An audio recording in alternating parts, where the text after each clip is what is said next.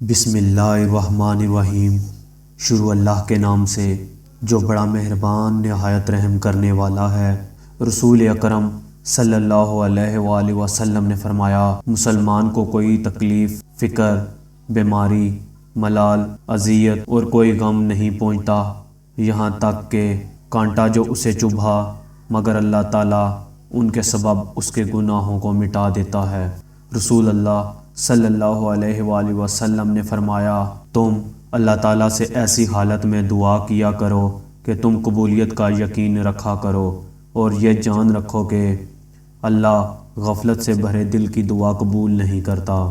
رسول اللہ صلی اللہ علیہ وآلہ وسلم نے فرمایا، جو شخص علم جستجو میں کسی راہ مسافر ہوا، اللہ تعالیٰ اس کے لیے جنت کی راہ آسان کر دیتا ہے۔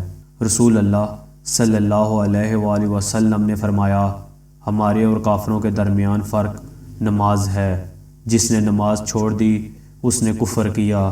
مسلمان اور کفر و شرک کے درمیان فرق صرف اور صرف نماز کا ہے۔